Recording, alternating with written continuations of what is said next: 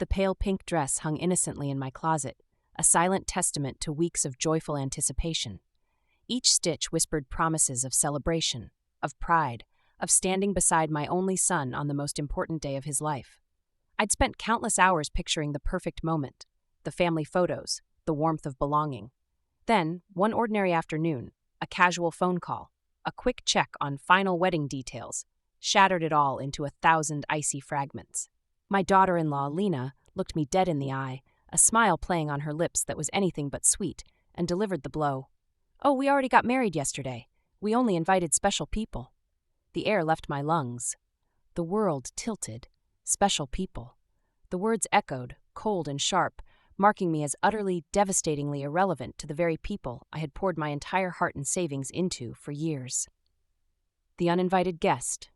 The phone, still clutched in my hand, suddenly felt like a 1,000-pound weight, dragging me down into a chasm of disbelief. I stood rooted in the familiar comfort of my own living room, the one I had furnished with my hard-earned money, while my son Max pointedly avoided my gaze. Lena, meanwhile, made herself perfectly at home on the very sofa I had bought for them, her chilling smile unwavering. For 3 long years, I had been their silent lifeline, the unwavering pillar of support. $500 every single month for their rent, a steady stream of furniture to make their house a home, and a perpetually full refrigerator when their cupboards were bare. I had been their provider, their safety net, their endless resource. And yet, I was not special. The injustice burned, a fiery acid twisting in my gut. The beautiful pale pink dress chosen with such love and care for a wedding I would never attend, hung uselessly in my closet, a cruel reminder of shattered illusions. Along with it lay the new shoes, the carefully selected accessories, and the dream of being an integral part of my only son's most cherished day. I had spent $200 on that dress, imagining myself smiling proudly in photos that would never feature me, a ghost in a celebration that was mine to fund but not to witness. Weeks of meticulous planning, $1,000 set aside as a wedding gift, calls to my sister Diana in Chicago to share the joyous news, a house scrubbed spotless in anticipation of their post-ceremony celebration, all of it collapsed in a single gut-wrenching second, dissolved by those 4 poisoned words, "Only special people." Max finally lifted his eyes, his voice a flat, rehearsed monotone. "Mom, it was an intimate thing, very small, just the 2 of us and the witnesses." But the lie was transparent, a flimsy veil over a glaring truth. My heart sank as I scrolled through social media, the bitter proof laid bare before me. Lena's parents, beaming with pride, stood beside the newlyweds. Her siblings clinked champagne flutes, celebrating with exuberant toasts. And Lena herself, resplendent in a white gown, a dress I had unknowingly helped finance with the $800 I'd given her just last month for personal expenses. Every photograph was a fresh stab, revealing the vibrant, joyous event from which I had been so deliberately excluded. I saw everything I wasn't meant to see, a meticulously curated betrayal playing out in vivid color across my screen. A week later, exactly 7 days after that brutal public humiliation, my phone rang again. This time, it was Lena, but her voice was starkly different. Gone was the confident, dismissive tone of the woman who had so readily cast me aside. In its place was a desperate, almost pleading tremor. "Renat," she began, her words a frantic rush. "The rent is overdue. The landlord is pressuring us, threatening to kick us out if we don't pay this week. You forgot to make the transfer." Her voice wavered, a subtle tremble that conveyed the impending collapse of her world. A long, silent pause stretched between us as I wrestled with a whirlwind of memories. I saw myself, countless times, rushing to the bank, canceling my own plans, all to ensure they had a roof over their heads. I remembered the endless meals of beans and rice I had eaten, sacrificing my own comfort so they could indulge their every whim. And now, after they had so cruelly banished me from the most significant moment of their lives, they had the unmitigated audacity to call, as if nothing had happened, as if I were merely a forgotten ATM needing a reminder to dispense cash. "Lena," I finally said, my voice surprising even myself with its quiet calm, "didn't I warn you that I only help special people?" The silence on the other end of the line was absolute, so profound that I could hear the rhythmic thrumming of my own heart in my ears. For the first time in years, it was not I who was trembling, but her. "Renat, I don't understand," she stammered, her composure utterly shattered. "We were always special to you. You're like a second mom to me." Lies. All of it, a performance. Wrapped in that syrupy sweet voice she reserved exclusively for moments of need. The very same voice she had used to coax money from me for her wedding dress, for their honeymoon, for the rings. All unknowingly financed by my generosity, for a ceremony I would never witness. For countless years I had walked on eggshells, meticulously weighing every word, every gesture, every gift, desperately hoping to earn a paltry crumb of affection from my own son. I had perfected the role of the perfect mother, the obliging mother-in-law, the silent, unwavering provider who never dared to protest, even when they treated me as though I were invisible. But those 4 words, "only special people," had finally awakened something dormant within me, a sleeping giant of self-respect that had been buried for far too long beneath layers of sacrifice and unreciprocated love. A reckoning in silence. My mind, once clouded by constant concern for them, now whirred with precise, icy calculations. Over those 3 years, the sheer volume of money I had poured into their lives was staggering. Between the monthly rent, the food that filled their refrigerator, the endless stream of gifts, the sudden emergencies, and their indulgent whims, the total easily surpassed $20,000. $20,000 I had painstakingly extracted from my retirement fund, from my carefully accumulated savings, from the inheritance my late husband had left me, specifically for my peace and comfort in my golden years. And for what? To be dismissed, disrespected, and treated like a stranger on the very day my only son chose to marry. That night, after I finally hung up the phone, I sat on my bed and the tears came. But they were not the quiet, despairing tears of sadness I had grown accustomed to. These were different. They were hot, fierce tears of incandescent anger, of accumulated frustration that had festered for years, of silently endured humiliation finally erupting. I wept for all the times they had made me feel that my love was a burden, my presence and debt, inconvenience, and my money the only thing I had left to offer. I wept for the foolish mother I had been, for the woman who had lost herself entirely, desperately trying to be indispensable to those who considered her utterly dispensable.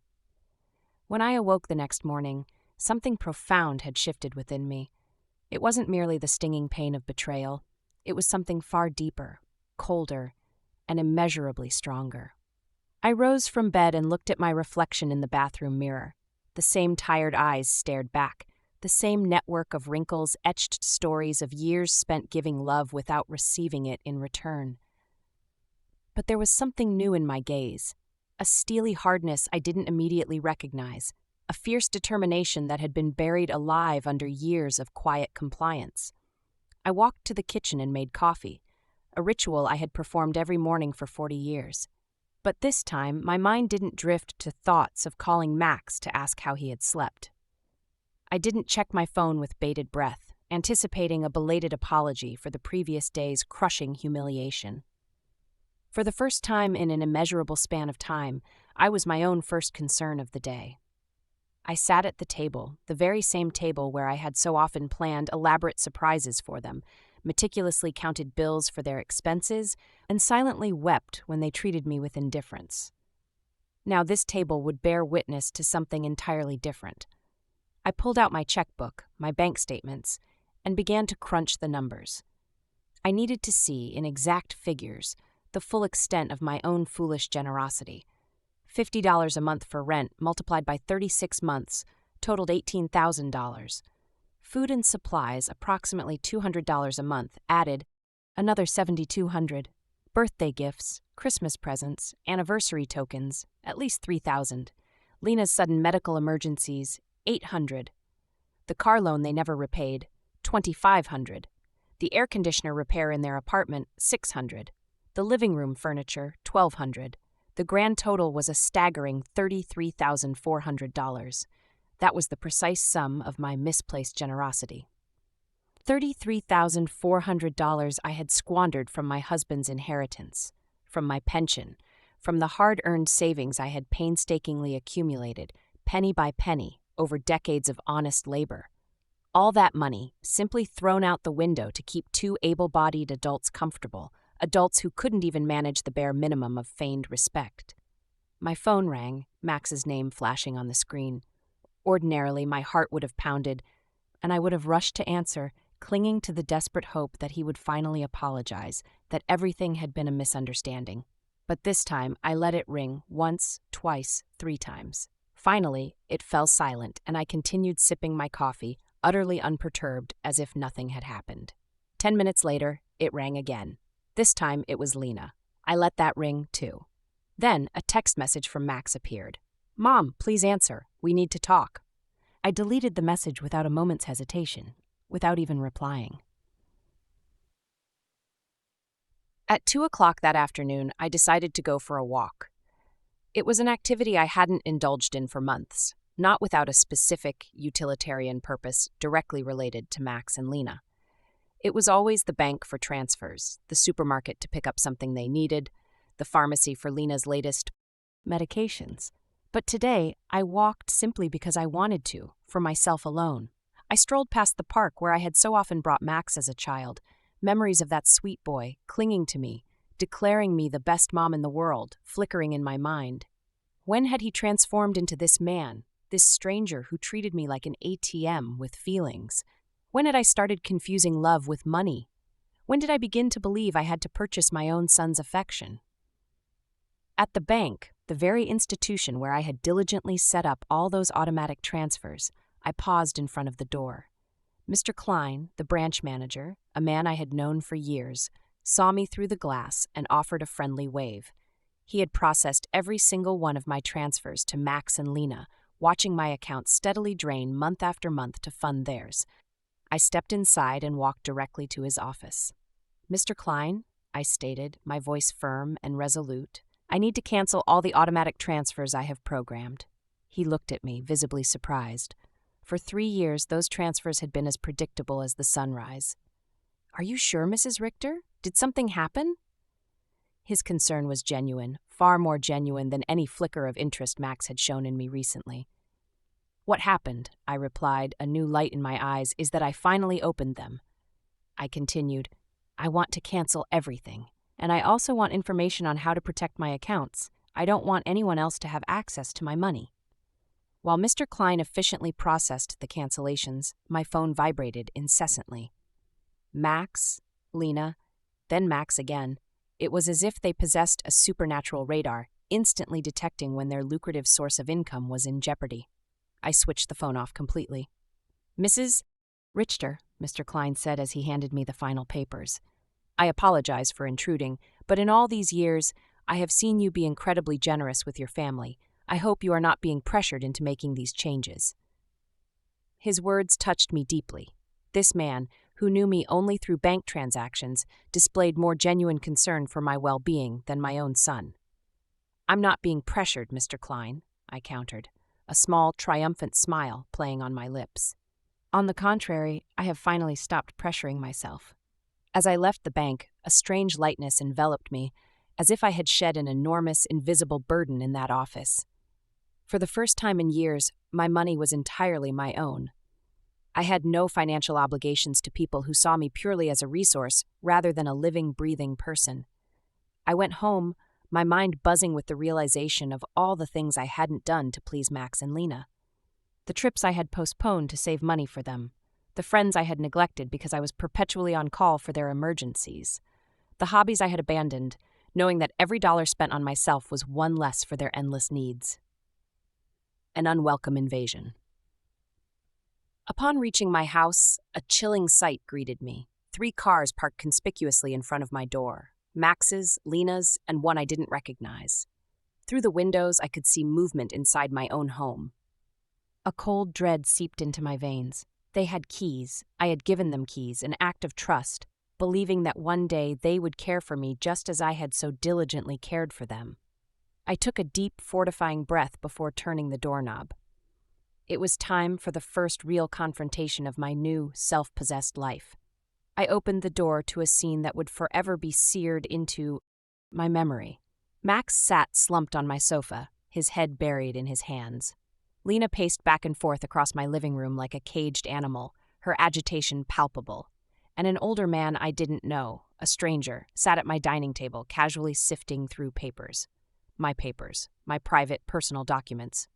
"What is happening here?" I demanded, my voice sounding far louder and firmer than I had expected.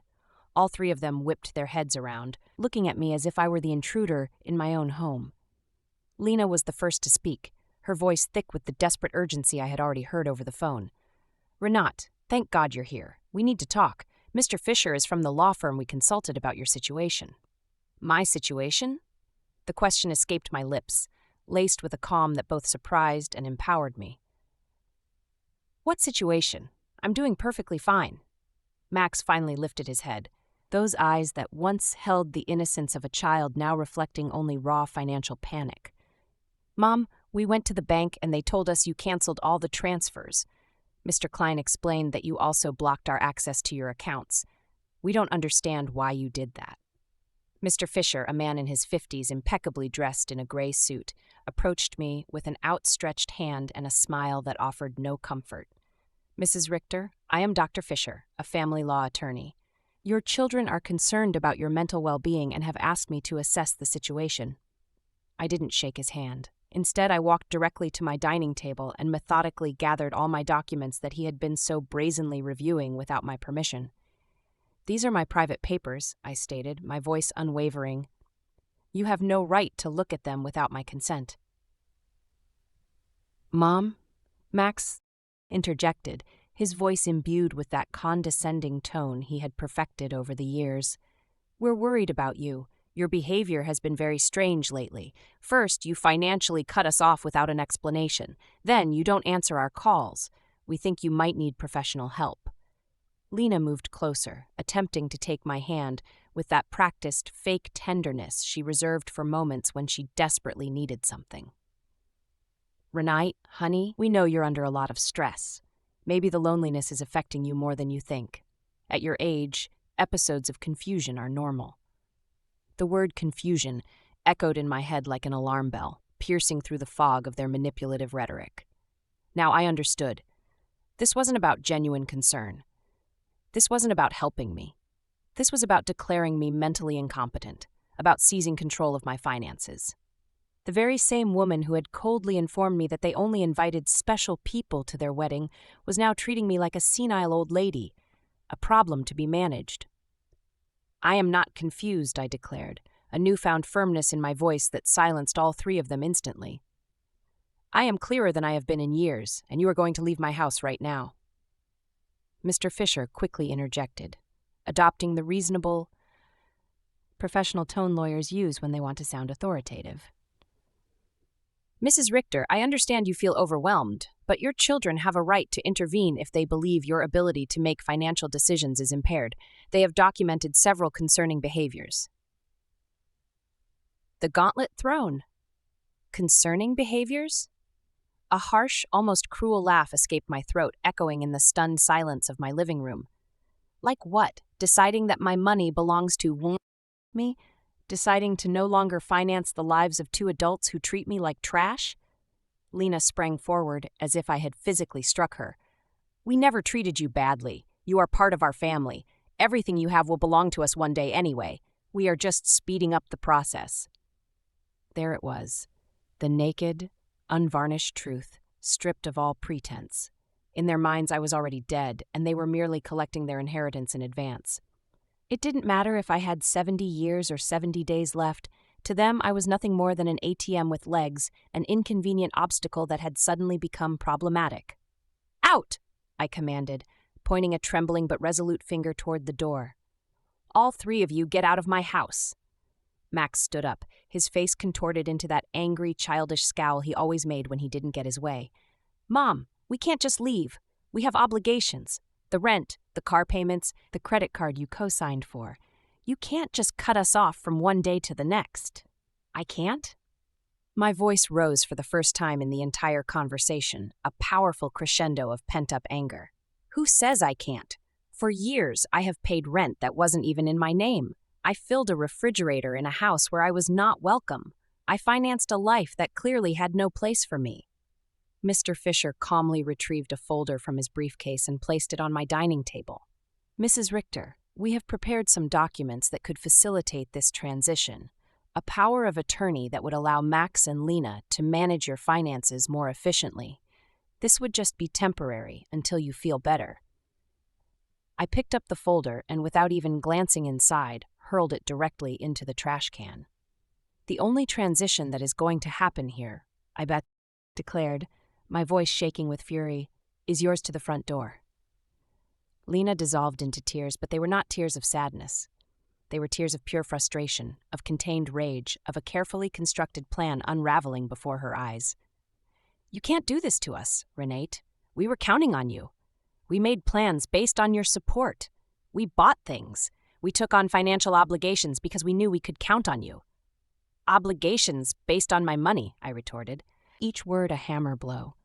Not on my well-being, not on my happiness, not on my company, just on my money. And now that I have decided that my money is better used in my own life, I am suddenly a confused old woman who needs legal guardianship.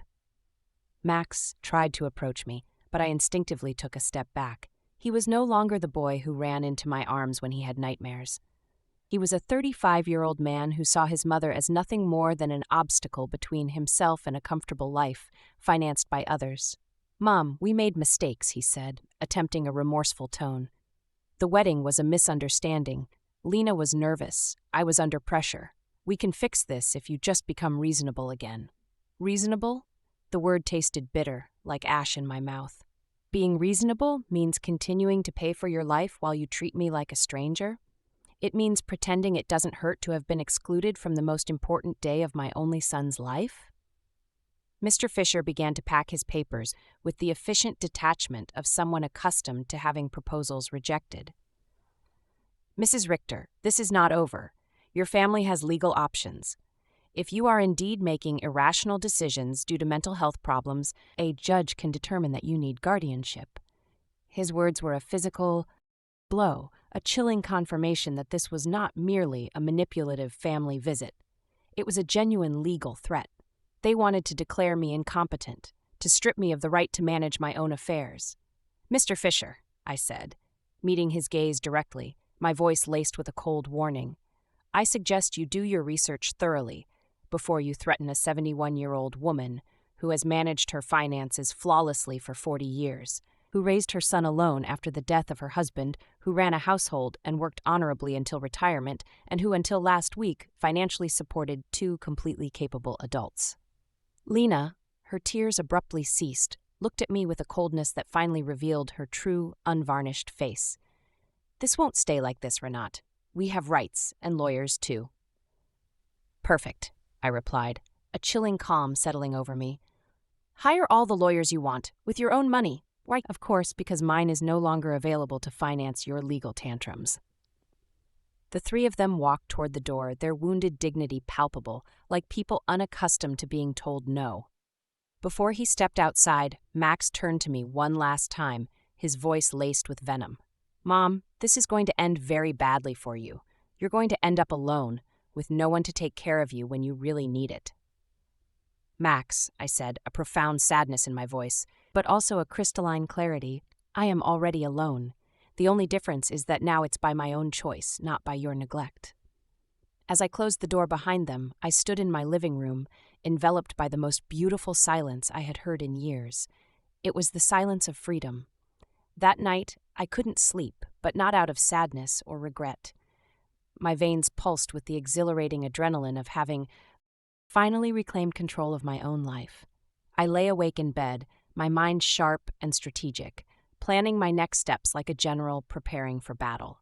If Max and Lena wanted a fight, I would give them a war, but it would be a war I fought with intelligence, not with emotion. Building a fortress. At 6 o'clock in the morning, I was already dressed and ready to go, a new resolve hardening my features. My first stop was the office of attorney Mr. Weber, a man I had met years ago when he handled my husband's will. Unlike the slick Mr. Fisher, whom Max and Lena had brought, Mr. Weber had an impeccable reputation and specialized in protecting the rights of the elderly.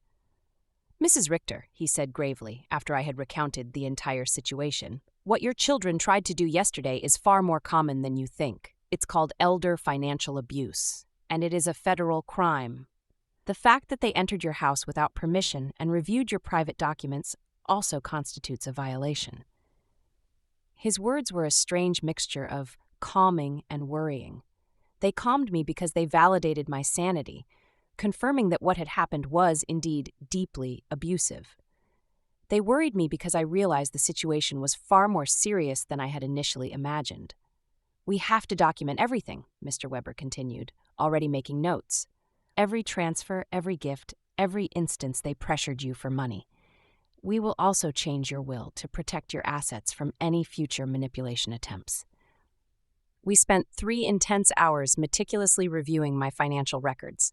Mr. Weber whistled softly when he saw the total sum, $33,400 in just 3 years. "Mrs. Richter, with this money you could have lived comfortably, traveled, and truly enjoyed your retirement. Instead, you completely financed the lives of 2 adults who didn't even respect you enough to invite you to their wedding." When I left Mr. Weber's office, I had a clear, decisive plan of action. First, I would change all the locks on my house. Second, I would install a state-of-the-art security system with cameras to protect myself from any future surprise visits. Third, I would open a new bank account at a different institution, completely disconnected from any prior ties.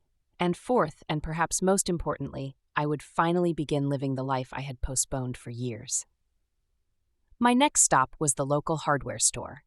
The owner, Mr. Summer, knew me well as I had been a frequent customer, constantly buying things to fix emergencies at Max and Lena's apartment. This time, however, was different. "Mrs. Richter, what brings you here today?" he asked with the familiar ease of someone who had silently witnessed my misplaced generosity over the years. "Another emergency with your son?"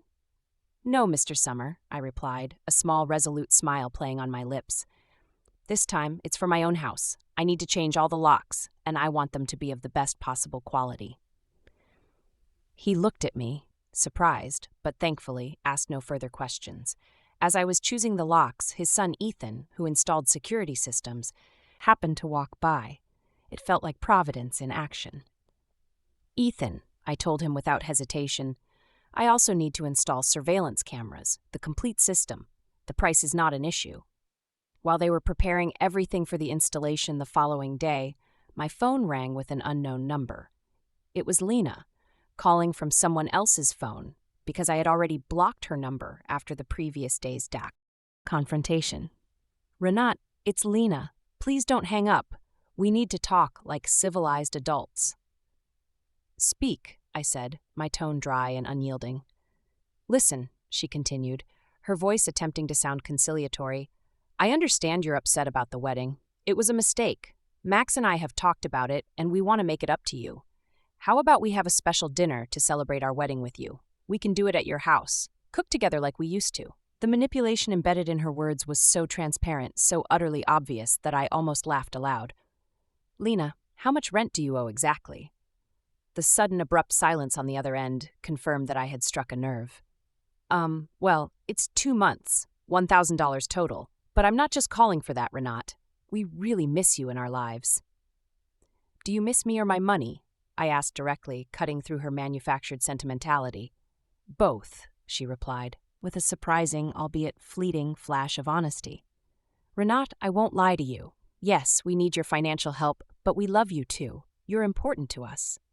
"If I'm so important," I countered, my voice hardening, "why wasn't I important enough to be at your wedding? Why am I not important enough to get a call that doesn't involve asking for money? When was the last time you called me just to ask how I was doing?"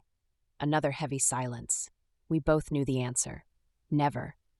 "Lena," I said, my voice firm and final, "I'm only going to explain this to you once. For 3 years you have treated me like an ATM with feelings. You used me. You ignored me. You humiliated me. And finally you insulted me in the worst possible way. Now that the money is running out, you suddenly discover you love me." "Renate, please," she began, but I cut her off. "There is no please. You made your choice when you decided I wasn't special enough to be at your wedding. Now I'm making mine." I hung up, then switched my phone off completely. I didn't want any more interruptions on my day of liberation. That afternoon, I treated myself to a visit to the beauty salon, a luxury I hadn't indulged in for over a year. My appointments were perpetually canceled because Max or Lena always needed something urgent, or because the money I had set aside for myself inexplicably transformed into an emergency for them. Mrs. Richter, my favorite hairstylist, Cynthia, exclaimed, her face lighting up. "What a surprise! I thought you had forgotten us." "I didn't forget you, Cynthia," I replied, a newfound lightness in my tone. "I just forgot that I also deserve to be pampered." I indulged in the full treatment, a fresh cut, a vibrant color, a meticulous manicure, a soothing pedicure. For the first time in years, I spent money on myself without a single pang of guilt. As Cynthia worked her magic on my hair, she chatted about her life, her children, her dreams. It was remarkably refreshing to have a conversation that didn't revolve around Max and Lena's endless needs. "You look beautiful, Mrs. Richter," she said when she was finished, holding a mirror so I could admire the transformation. "But more than that, you look free. Did something good happen?" "Yes, Cynthia," I answered, a genuine smile spreading across my face. I finally learned to say no. When I arrived home that afternoon, there was a car parked in front of my door that I didn't recognize. My heart quickened for a moment, a fleeting fear that Max and Lena might have returned with reinforcements. But as I drew closer, I saw an older woman sitting calmly on the steps of my porch. "Mrs. Richter?" she asked as I got out of my car. "Yes, that's me. Can I help you?" "I'm Eleanor Brooks. I live next door. We've been neighbors for years, but we've never really had a chance to talk. Yesterday I heard very loud voices in your house, and I got worried. Is everything okay?" Her sincere concern touched me deeply. Here was a stranger, a casual acquaintance, displaying more genuine interest in my well-being than my own son. "Come in, Mrs. Brooks," I invited, a warmth spreading through me. "I'll make you a coffee, and I'll tell you a story you won't believe." While the coffee brewed, I poured out the entire saga. Eleanor listened intently, never interrupting, nodding occasionally, her expression a mix of understanding and empathy. When I finished, her eyes were brimming with tears. "Mrs. Richter," she said softly, "you did the right thing. I went through something similar with my daughter 5 years ago. I also thought it was my duty to finance her adult life. I also believed they wouldn't love me if I didn't give them money." "What happened?" I asked, leaning forward, eager for her wisdom. "I cut off the money when I realized they only called me when they needed something. At first, it was terrible. They threatened me, emotionally blackmailed me, tried to make me feel guilty. But after 6 months, my daughter called to genuinely apologize. Now we have a real relationship, based on love, not on money." Her words were a balm to my wounded soul, filling me with a powerful surge of hope and confirming that I had, unequivocally, made the right decision. "Do you think Max and Lena will understand one day?" I asked, a sliver of that old longing still present. "Maybe yes, maybe no," she answered honestly, her gaze gentle. "But that's no longer your responsibility, Mrs. Richter. Your responsibility now is to live your own life." That night, for the first time in 3 years, I went to bed without worrying about whether Max and Lena had money for rent, for food, for their countless whims. I went to bed thinking about myself, my plans, my future, and I slept better than I had in years. Ghosts of the past, promises of the future. The next day, Ethan and Mr. Bellet. Summer arrived promptly at 8 in the morning to change the locks and install the new security system. As they worked, my phone rang incessantly from various unknown numbers. Lena was relentless, attempting to contact me from different phones, but I had developed a new, vital skill, completely ignoring calls that no longer served me. "Mrs. Richter," Ethan announced as he expertly installed the cameras, "this system will give you absolute peace of mind. You can see from your phone who is coming to your house, even when you're not here. And if someone breaks in without permission, an alert is automatically sent to the police." The irony of the situation was not lost on me. I was installing a sophisticated security system to protect myself from my own son. Yet, it no longer caused the piercing pain it once did. It was simply a practical, necessary measure to preserve my newfound peace. While they were still working, I decided to do something I hadn't done in years: call my sister Diana in Chicago. We had drifted apart, our conversations becoming strained because every time we spoke, I would invariably find myself recounting Max and Lena's successes, detailing how much money I had spent on them, and expressing how proud I was to be able to help. I now realized that our interactions had devolved into little more than financial reports disguised as family news. "Renite," Diana answered, her voice tinged with surprise. "Sister, how are you? We haven't spoken in months." "I'm good, Diana, better than good. I'm calling you to tell you that I've finally come to my senses." I recounted the entire story, from the secret wedding and the crushing humiliation to the aggressive lawyer's visit and my unwavering decision to cut off their funding. Diana listened in silence, and when I finished, her response surprised me. "Renite, sister, it was about time. Every time we spoke, it broke my heart to hear you brag about how much money you gave them, as if love could be measured in dollars. I wanted to tell you something, but I didn't know how."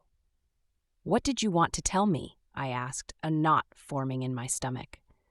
"That Max never spoke lovingly about you when I saw him at family gatherings.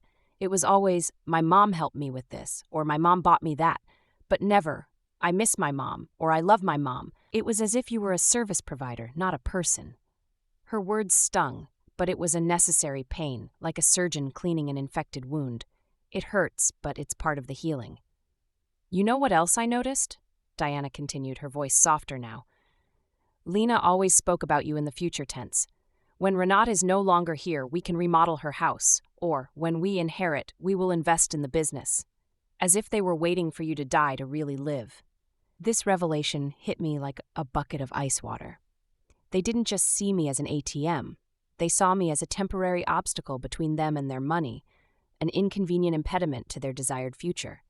While I was sacrificing to make them happy, they were planning a future that completely excluded me, a future built on my eventual absence.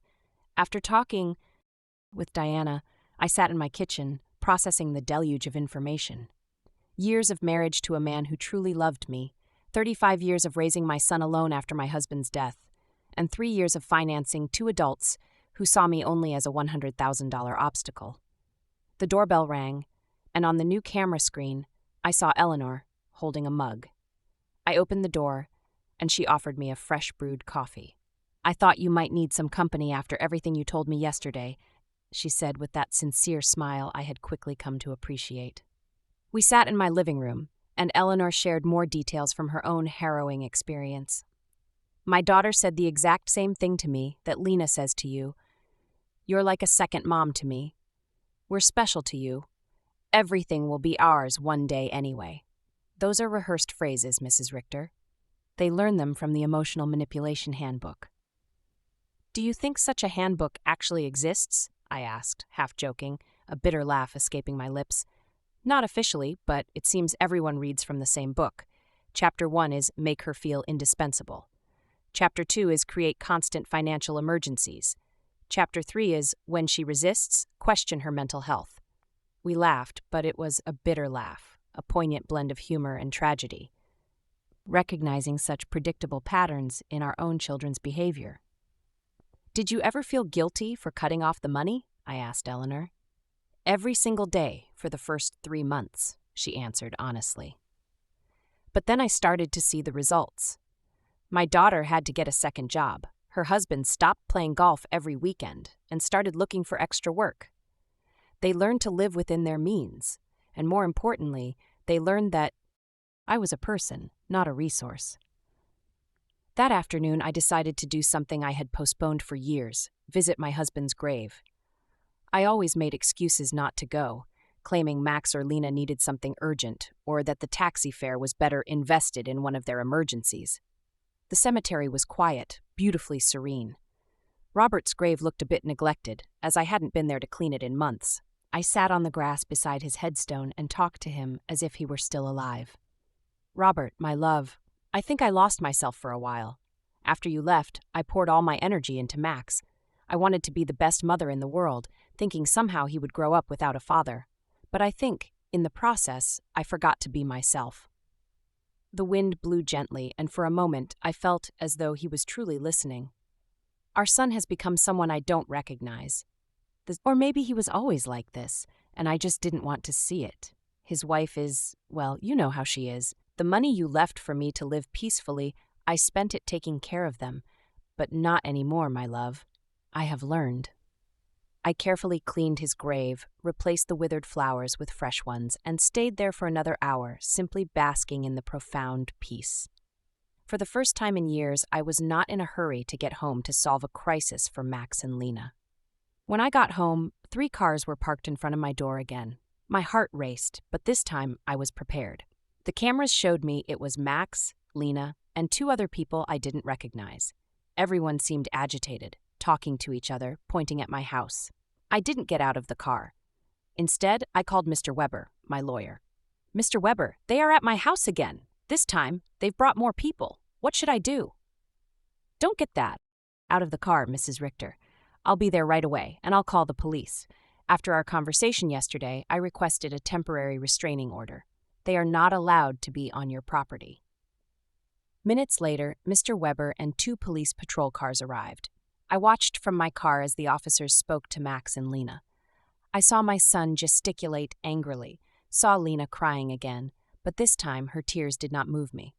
One of the officers approached my car. "Ma'am, you can get out safely. Your visitors are going to leave immediately." As I stepped out, Max shouted at me from the street. "Mom, this is ridiculous. We're your family. You can't call the police on your own son." "Max," I replied, with a calm that astonished even me. "Family doesn't threaten lawsuits for mental incompetence. Family doesn't break into people's homes without permission. Family doesn't treat their mothers like ATMs." Lena shrieked from across the street. "You're going to pay us everything you owe us. We have bills you co-signed for. You can't just abandon us like this." Mr. Weber interjected, stepping forward. "Mrs. Brooks, any future communication must be through my office, and I suggest you consult with an attorney before making collection threats because my client has full documentation of all the payments she voluntarily made for 3 years." I watched them drive away in their cars, defeated, but not giving up. I knew this wasn't over, but for the first time in this entire ordeal, I felt an unwavering confidence. I had professional help. I had emotional support from Eleanor. And most importantly, I had a crystal clear mental clarity about what was right and what was profoundly wrong. That night, Eleanor invited me to her house for dinner. I met her daughter who was visiting, and I was able to see with my own eyes what a healthy family relationship truly looked like. They spoke respectfully to each other, asked sincerely about each other's lives, and laughed together, genuinely. The daughter didn't ask for money once the entire evening. "I wanted that with Max, too," I confessed to Eleanor after her daughter had left. "And maybe you'll get it one day," she replied gently. "But first, he has to learn that you are a person who deserves respect, not just a source of income." For the first time in weeks, I went to bed feeling hopeful about the future. The next few days were strangely peaceful. The surveillance cameras showed me that Max and Lena were indeed driving past my house several times a day, sometimes slowly. Sometimes they parked for a few minutes, but always without getting out. It was as if they were studying my routine, looking for the perfect moment for their next move. Mr. Weber had advised me to document every one of these visits, so I kept a detailed log with the date and time. "Their persistence will work in our favor," he had said. "Every time they show up after we've told them not to approach, it strengthens our case for a permanent restraining order." On Friday morning, I was calmly enjoying my breakfast when the doorbell rang. The cameras showed me a very well-dressed young woman with a folder in her hands and a professional smile that seemed more unsettling than welcoming. I didn't recognize her, but something about her poised posture told me this was not a social visit. "Good morning, Mrs. Renate Richter," she said as I opened the door. "I am a social investigator from the Office of Senior Services. We have received a report that you may be in an at-risk situation, and we need to conduct a wellness check." My blood ran cold. Max and Lena had escalated the situation beyond private lawyers. Now they had involved the government. "Can I see your ID?" I asked, striving to maintain a calm exterior. "Of course." She presented an official ID that appeared genuine.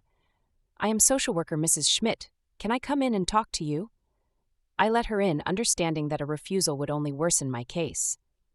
Mrs. Schmidt sat down in my living room and meticulously extracted a form from her folder. Mrs. Richter, we have received reports that you have shown significant changes in your financial behavior, that you have cut off communication with your family, and that you have shown signs of paranoia by installing unnecessary security systems. We were also told that you have refused medical and legal help from your loved ones. Every single word had been carefully chosen, crafted to paint me as a mentally disturbed old woman. I recognized Lena's insidious handiwork in the precise wording. She had always been skilled at manipulating words to achieve her desired outcome. "Miss Schmidt," I said with all the dignity I could muster, "I would like to call my lawyer before answering any questions." "Ma'am, this is not a legal interrogation. It's a wellness check. If you have nothing to hide, it should not be a problem to speak with me." The phrase, "if you have nothing to hide," infuriated me. It was the same insidious logic abusers use to justify their invasions. If you're innocent, you shouldn't complain about your privacy being violated. "Miss," I asserted, my voice firm, "I'm calling my lawyer. You can wait here or come back another day, but I will not answer any questions without legal representation present." I called Mr. Weber, and he arrived within 20 minutes. When he walked in and saw the social worker, his expression visibly hardened. "Miss Schmidt," he stated after checking her ID, "I hope you have a court order to be here because my client is under my legal representation, and any unauthorized investigation constitutes harassment." "Sir," Mrs. Schmidt replied, her confidence noticeably diminished, "we have reports from concerned family members about the lady's well-being. It's our duty to investigate." "What family?" Mr. Weber asked dryly, his tone laced with sarcasm. "The same family that tried to get her to sign a power of attorney without representation? The same family that broke into her house without permission and checked her private documents? The same family that excluded her from important events while living off her money?" Mr. Weber took a folder from his briefcase and placed it squarely on the table. "Here I have complete documentation of my client's financial and emotional abuse. $33,400 that were withdrawn from her accounts in 3 years. Systematic social exclusion and emotional blackmail. If someone needs to be investigated here, it is certainly not my client." Mrs. Schmidt reviewed the documents, her discomfort growing with each page. It was obvious that the information she had been given did not align with the stark reality laid out before her. "Mrs. Richter," she finally asked after a moment of tense silence, "can you explain to me why you so abruptly stopped financial support for your son?" "Because I finally discovered they were using me," I replied simply, without an ounce of remorse. "Because I realized that to them, I wasn't a mother, but a bank account. Because I was tired of financing the lives of people who saw me only as an obstacle." "But don't you feel it's your responsibility to help your family?" The question outraged me. "Miss Schmidt," I began, my voice clear and authoritative, "my responsibility as a mother was to raise my son until he was 18, to educate him, and to give him the tools to be an independent adult. My son is 35 years old, married, and perfectly capable of supporting himself. Financing his adult life is not my responsibility. It is my choice, and I have chosen not to do so anymore." Mr. Weber interjected, reinforcing my point. "Miss Schmidt, would you consider it normal for a 35-year-old adult to be unable to pay his own rent without the help of his 71-year-old mother?" Mrs. Schmidt did not answer right away. I could see her reevaluating the entire situation, the pieces of the puzzle clicking into place. "Mrs. Richter," she asked after a moment, "do you manage your own finances completely?" "I can show you my bank statements, my investments, my tax payments. Everything is current and in order." "Do you live independently?" "As you can see, I keep my house clean. I take care of myself physically. I drive my own car. I have healthy social relationships with my neighbors. Do you take any medication?" "Just vitamins and occasionally aspirin. I don't have any medical conditions that require medication." Mr. Weber added, "My client has just undergone extensive medical exams as part of our legal process. She is in perfect mental and physical condition." Mrs. Schmidt closed her folder, a look of quiet resignation on her face. "Mrs. Richter, based on this conversation and the documentation I have reviewed, I see no indication that you are at risk or in need of intervention. I will close this case." After she left, Mr. Weber and I remained silent for a few minutes. "Renat," he said finally, his voice serious, "this is going to continue to escalate. Max and Lena are spending money they don't have to hire professionals to try to have you declared incompetent."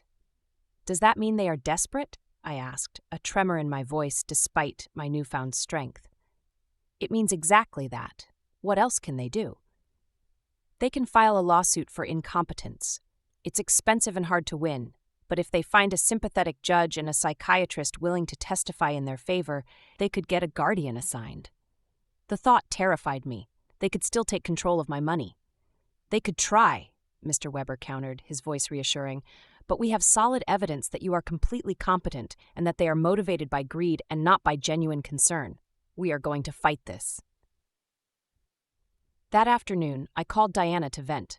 "Sister," she said after hearing my story, "do you notice how far they are willing to go for money? They are risking family relationships, spending money on lawyers and doctors, destroying their own reputation, all to get access to your bank account again." Her words made me think. Max and Lena had completely revealed their true nature. There was no going back. There was no possibility of a genuine reconciliation. To them, I had never been a mother or a respected mother-in-law. I had always just been money on legs. This revelation, although painful, was also incredibly liberating. I no longer had to wonder if I was making the right decision. I no longer had to feel guilty for protecting myself. They had proven for themselves that my emotional and physical well-being was less important to them than my money. An army of allies. That evening, Eleanor came to visit with a delightful surprise. She had invited her friends from the garden club to meet me. "Renate," she introduced me, a warm smile on her face. "These are my friends Cynthia, who you already know from the salon, Maria, Carmen, and Alfreda." She paused, then added, her gaze sweeping over us all, "We have all been through similar situations with abusive family members." We spent the evening sharing stories, a comforting tapestry of shared pain and resilience.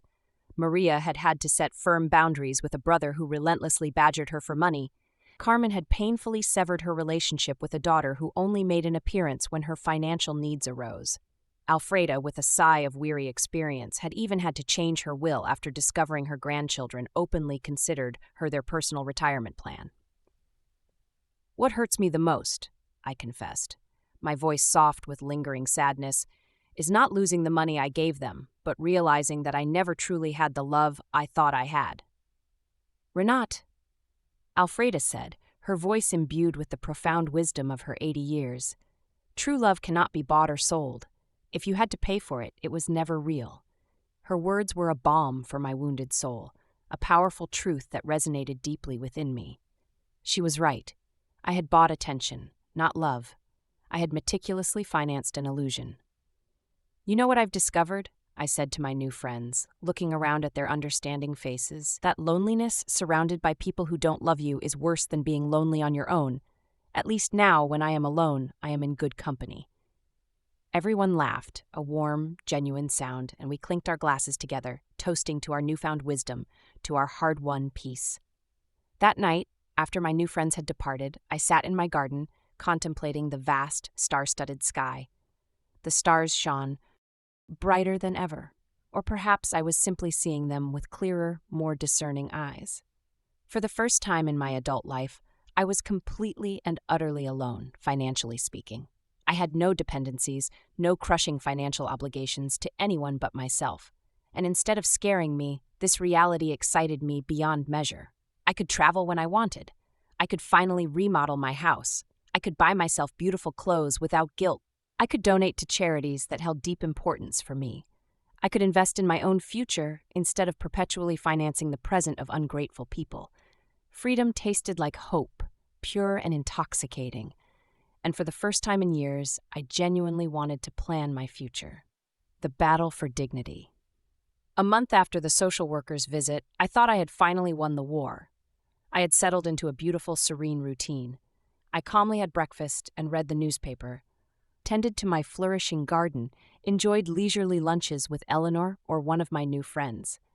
In the afternoons, I devoted myself to activities I had abandoned for years. I had started painting again, a passion that had been stifled when I became Max and Lena's personal financier.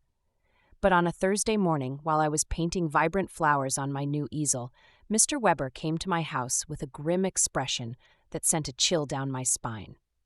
"Renat, we need to talk. Max and Lena have filed a formal lawsuit for mental incompetence in family court. They are requesting to have a legal guardian assigned to you." The words fell on me like heavy stones, each one crushing.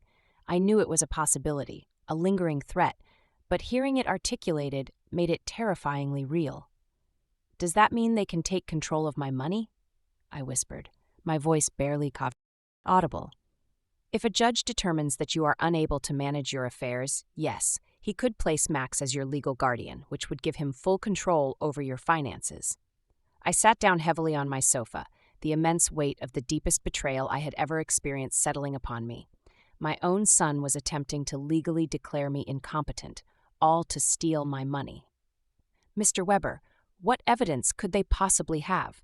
You yourself have seen that I am completely competent." "They have statements from 3 witnesses who claim you have behaved erratically. They also submitted unpaid doctor's bills that you supposedly didn't pay and medications that you supposedly hoarded without taking them. But that's a lie. I don't have any outstanding doctor's bills or hoarded medications." "I know, Renat," he said, his voice grave, "but they have fabricated convincing evidence. They also have the statement from Dr. Lehman, who states that you refuse to cooperate with a psychiatric evaluation, which they interpret as proof of mental decline." The manipulation was diabolical, a twisted masterpiece of deceit. They had transformed my refusal to undergo an unnecessary, invasive exam into irrefutable proof of a mental illness. They had weaponized my instinct to protect myself from them, presenting it as evidence that I needed protection from myself. "Who are these 3 witnesses?" Mr. Weber looked through his documents. "Lena, of course, a neighbor named Mr. Davis, and someone who claims to be your pharmacist, Mr. Green." Mr. Davis was the unpleasant neighbor across the street, a man who had always taken issue with my friends parking in front of his house. Mr. Green was indeed my pharmacist, but I couldn't fathom what he could possibly have against me. "I need to talk to Mr. Yak.